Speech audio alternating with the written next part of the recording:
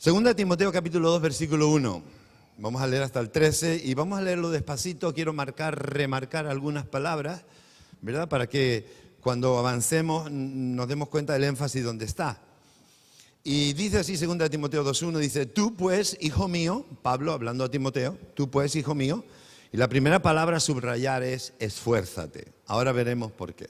Pero dice, esfuérzate en la gracia que es en Cristo Jesús. Versículo 2. Lo que has oído de mí ante muchos testigos, esto encarga a hombres fieles que sean idóneos para enseñar también a otros.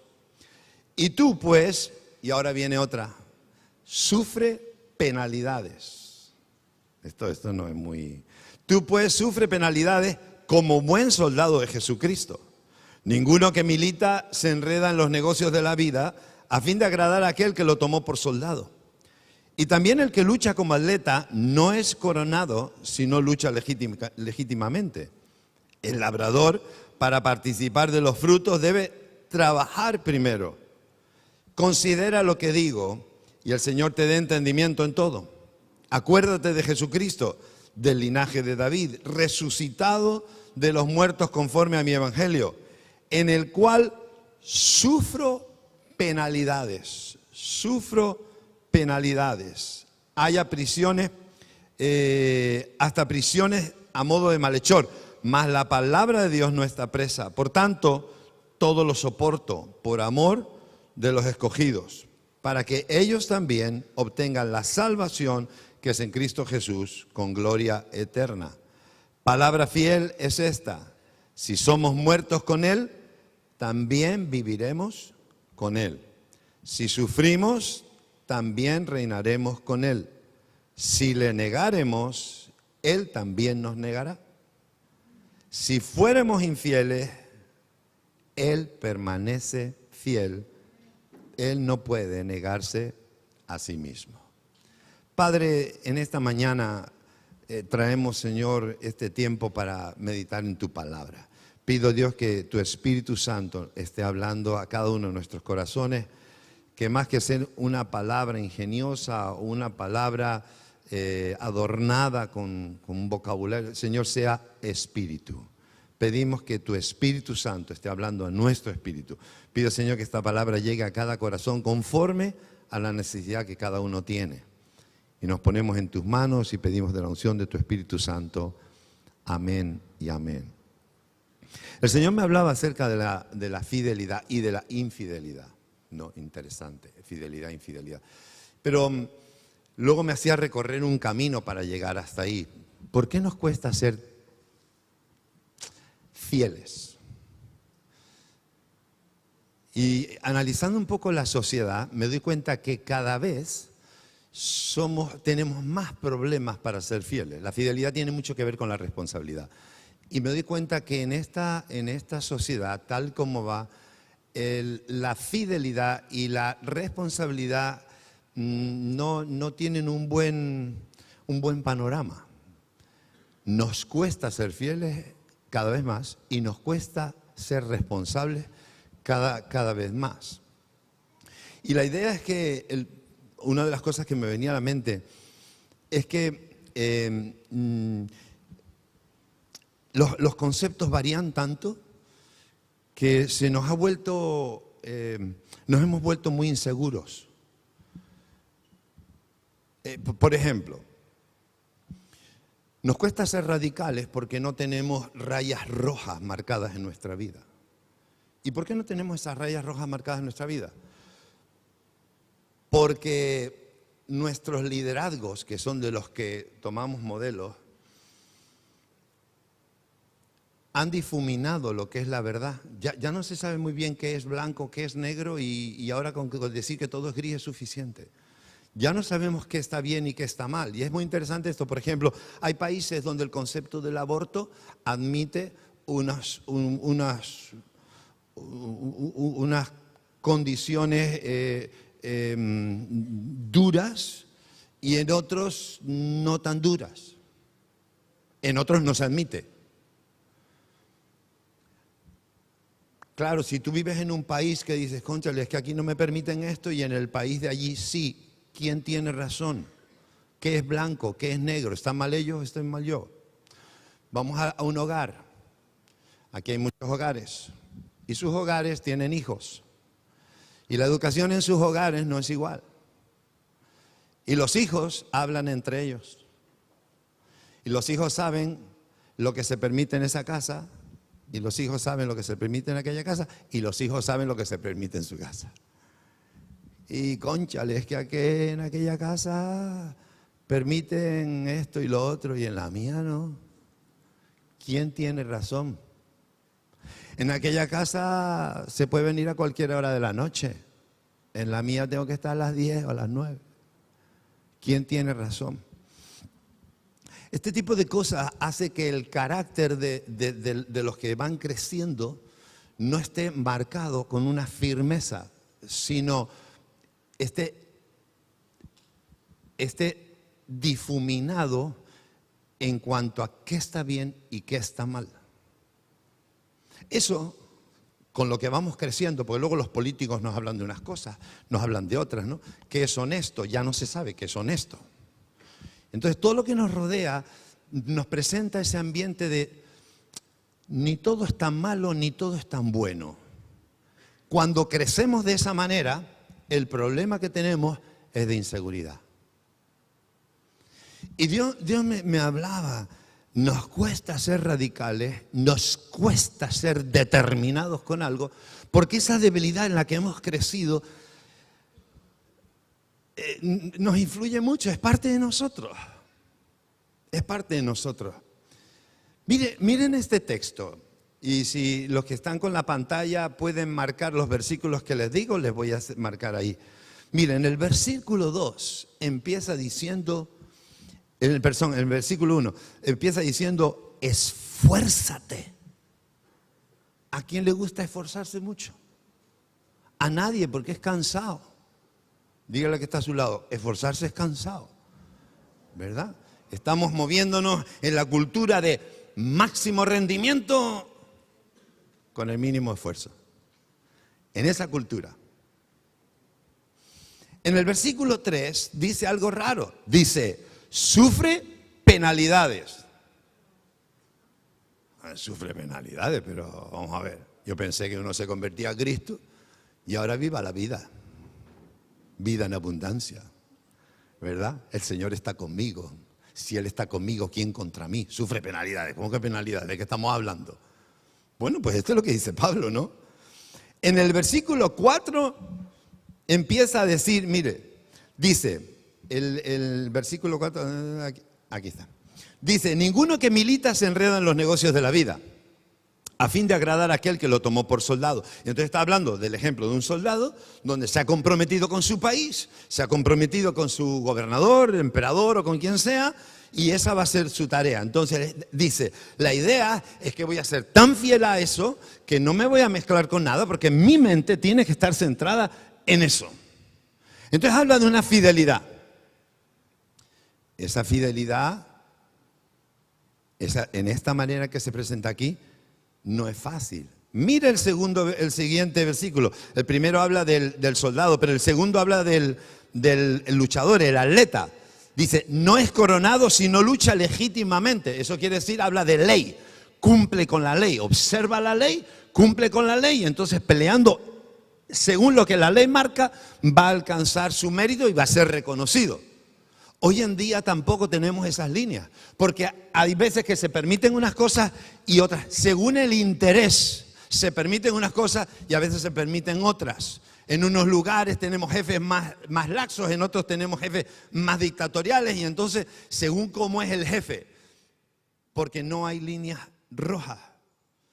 Mire el último, el primero entonces era el soldado, el segundo el atleta. En el versículo 6 habla del labrador. Y el labrador dice, para participar de los frutos, es decir, para que llegue el fruto y puedas comértelo, tienes que trabajar. Y esta es otra de las cosas que tampoco está en el ambiente. Aquí lo que queremos es trabajar poco y ganar mucho. ¿Sí? Sí, es esa cultura. Pero es que esa cultura se mezcla con todas las demás. Y entonces al final lo que tú tienes es una generación débil. una generación que no es radical, no es responsable y en muchos de los casos lo que no es fiel. Ok, venimos con todo eso a Cristo, con esa mentalidad, esa cultura, venimos a Cristo y cuando llegamos a Cristo somos iguales. Es una de las cosas que no conseguimos sacar de nosotros. Y escuchen, mire, la palabra de Dios es clara. Dice, el hombre de doble ánimo es inconstante en todos sus caminos. Estamos hablando de Santiago 1:8, ¿verdad? El hombre de doble ánimo. ¿Y por qué es de doble ánimo? Porque hoy piensa una cosa y mañana otra. Hoy le gustaría hacer tal cosa y mañana, no, mejor hago. Y entonces el que vive alrededor de la gente así, le crea inseguridad. Un hijo que crece con un padre o una madre que hoy piensa de una manera, mañana de otra. Hoy es responsable, pero mañana no. Hoy dijo que el día 1 de enero dijo que iba a empezar la dieta, pero ya el 4 la rompió. O sea, vamos a ver. ¿Cómo crece ese crío? Inseguro. Que es cierto, que es bueno, que es malo. Ese ambiente, escúcheme, ese ambiente es el que nos rodea. Y yo a veces paro y digo, Señor, ¿por qué cuesta tanto ser fiel? ¿Por qué le cuesta a usted tanto ser fiel? Mantener una decisión. Dice, sea vuestro sí, sí, vuestro no, no. ¿Por qué cuesta tanto? Porque hemos crecido con ese carácter. No es un carácter recto, es un carácter que viene enturbiado por la forma de pensar del mundo. Entonces luego pasan las semanas y pasan los meses y pasan los años, no alcanzamos lo que queríamos alcanzar y miramos para atrás y lo que terminamos es con una baja autoestima. Porque no llegué, no pude, no alcancé, no di la talla y entonces me castigo a mí mismo. Ahí está el diablo. El diablo está detrás de toda esta maniobra para destruirte a ti y tu casa, para destruir todo lo que te rodea. Pero el Señor no es así. Él fue el que dijo, sea vuestro sí, sí, vuestro no, no. Y en Él es sí y amén. Al terminar este texto que leímos antes, dice, si fuéramos infieles, porque antes venía diciéndome, si negáramos al Señor, Él nos negará. Esto creo que todos conocen ese texto, ¿no? Que Él nos negará. Pero de repente pareciera que la fórmula, la gramatical, la construcción del texto de la siguiente frase iba a mantener la misma tónica, ¿verdad? Si fueres infieles, Él será infiel. No. Dice, si fueres infieles, Él permanece fiel. Dice, ¿por qué? Porque no puede negarse a sí mismo. Dios va a ser fiel, por muy infiel que seas tú. Porque así es Él. Pero Él es mi Padre. ¿Sabe por qué confío en Él? Porque todo lo que hace lo hace con seguridad y me da seguridad. Porque todo lo que promete lo cumple y me hace sentirme que cualquier cosa en Él la tengo. ¿Pienso igual de mi Padre? No tanto. ¿Pienso igual de cualquiera? No. Pienso así de Él. Pero qué pena que esté tan desvalorizada la condición de la fidelidad entre nosotros. ¿Sabe por qué está desvalorizada? Porque nos cuesta. El día 1 de enero que te propusiste hacer la dieta que no hiciste el 1 de enero del año pasado. ¿Cuántos saben de lo que estoy hablando? Sí, ¿no? Ese día te das cuenta que es más fácil prometer que cumplir. Venías todo el mes de diciembre planeando que el día 1 de enero empezarías la dieta. Llegó el día 1 de enero, empezaste la dieta, pero había que comer lo que sobró en la noche de fin de año. No lo vas a tirar. Claro, lógico. Entonces, realmente lo que vas a pasar es que vas a empezar la dieta el día 2. Pero cuando llega el día 2 dices, ni dieta, ni nada, si no empecé ayer, ¿cómo voy a empezar hoy? Lo hago el próximo año. escuche, somos así. Y no es por defecto de fábrica. No, no. El Señor nos hizo bien hechos. El problema es que tenemos una mente intoxicada por la forma de pensar que tiene el mundo. Entonces queremos vivir sin esforzarnos, queremos vivir sin sufrir penalidades, queremos vivir siendo soldados pero enredados en muchas cosas, queremos ser como el atleta pero comiéndonos unos dulcitos de vez en cuando, que están muy ricos. Y queremos ser, como dice al final, como el labrador, que hay que trabajar, pero tampoco hay que matarse. Sí, así pensamos. Y luego, ¿sabes qué vida vivimos? La que estamos viviendo. Por un problema de fidelidad, de radicalidad y de responsabilidad que no hemos aceptado. Triste, pero cierto. En esto de sufrir penalidades me llamó la atención porque él le dice, sufre penalidades y más abajo le dice, como yo sufro penalidades. Dice, incluso a modo de malhechor. Sí, pero que si tú te vas a la figura de Jesús, ¿quién sufrió penalidades como Jesús? También como malhechor. Y pagó con su vida. Entonces, es difícil separar la vida cristiana, déjame decirte esto, es difícil separar la vida cristiana de sufrir penalidades. Porque cuando tú te quieres dejar llevar por la marea, da igual, te lleva como un corcho, para allá, para acá. ¿Y cuál es el problema? Ninguno. ¿Por qué te estás dejando llevar por la marea? ¿Qué meta tenías? Ninguna. Entonces te lleva la marea donde la marea quiere. Pero cuando tú marcas un propósito o descubres un propósito que Dios tiene en tu vida y empiezas a poner proa al propósito, entonces empiezas a darte cuenta que ya no se trata de la marea, se trata de tu esfuerzo, probablemente en contra de la marea. Entonces ahí, ahora sí voy a tener que poner mucho de mi parte, muchísimo, todo de mi parte para poder llegar allí. Y ahí es donde vienen las penalidades. Lo que Dios nos ha prometido es que si enfilamos hacia la meta que nos ha dado, Él viene con nosotros porque Él da la visión, pero da también la provisión. Provisión. Entonces nos da la visión, nos da la provisión para que lleguemos. Y es más, y viene con nosotros en el barco. Y entonces lo que nos ha prometido es que vamos a llegar seguros. Lo que no ha prometido es que no vayamos a sufrir. Pero es que en este mundo, como la mentalidad es de que solo tenemos una vida y esta vida hay que aprovecharla, esta vida hay que sacarle lo máximo, si no aprovecho esta vida, ¿qué vida aprovecho? Si no disfruto en esta vida, ¿qué vida voy a disfrutar? Con esa mentalidad, entonces el mundo ha creado un ambiente donde la fidelidad, la responsabilidad, el esforzarse no es un papel principal. Entonces de ahí vienen las rupturas, las infidelidades, de ahí viene el abandono del hogar y tu hijo, mi hijo, pues le tocó la vida que le tocó. En otras palabras, que se busque la vida, porque yo tengo que buscar la mía y tengo que ser feliz. ¿Y cómo tengo que ser feliz? Pues en el camino caerá alguno, seguramente, son daños colaterales. Vergüenza. Vergüenza es lo que debe dar. Porque creamos entonces familias e hijos inseguros porque estamos procurando nuestra felicidad. Entonces no queremos sufrir. ¿Quién quiere sufrir? Nadie quiere sufrir. ¿Quién quiere padecer? Nadie quiere padecer. Si lo mejor es el deporte del sillón bol,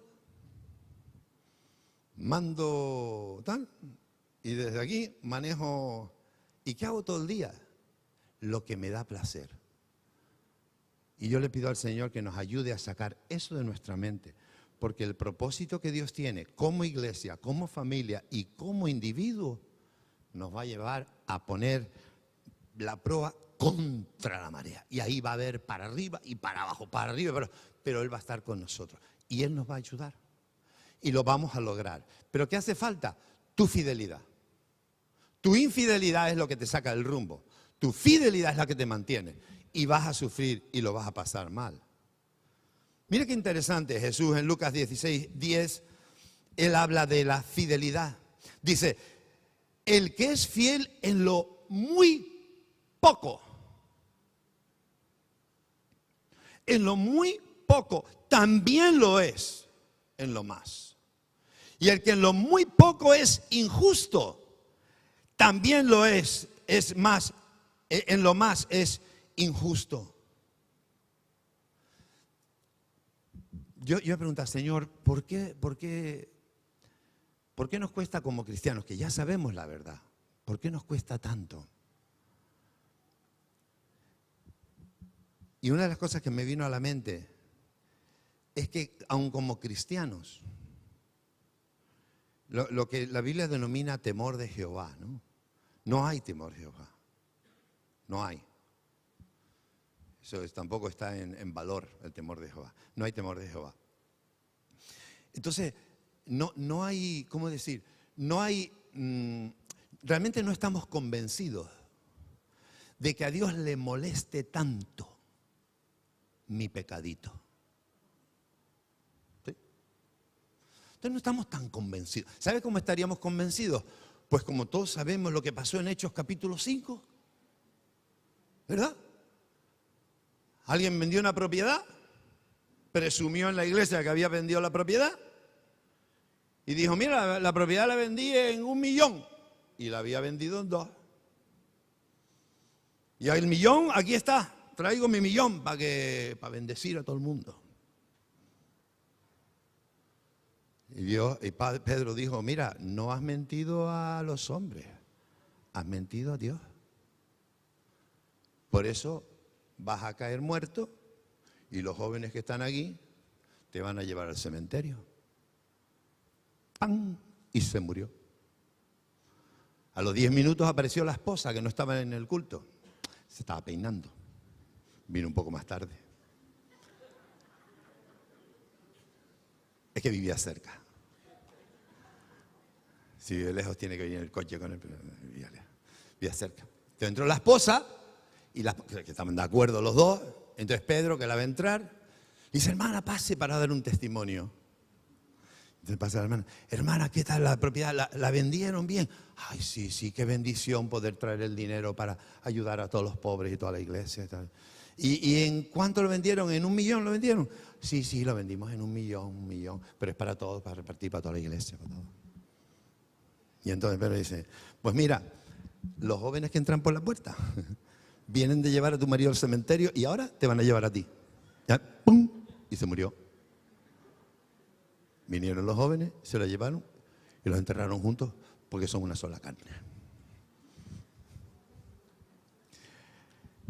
Dice que entró un temor, entró un temor en la iglesia que todo el mundo se puso firme. El problema es que no tenemos rayas rojas, ya no sabemos si es blanco, si es negro, ahora todo es gris, todo es relativo, la relatividad. Según.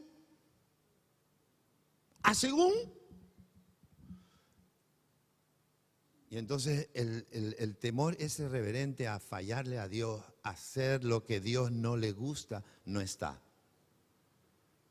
Mira, un ejemplo sencillo, las mentiras. Las mentiras.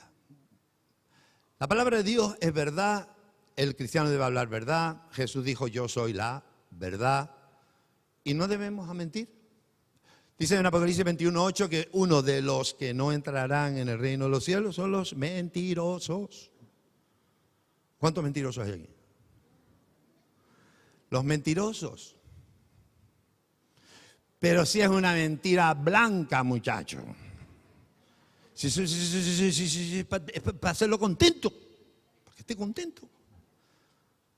¿No? Al niño, cómete eso porque si no viene el coco. ¿El coco? Hay tantas mentiras blancas, pero forman parte de nuestro formulario, o sea, del sistema. A nosotros que somos cristianos, nos parece bien.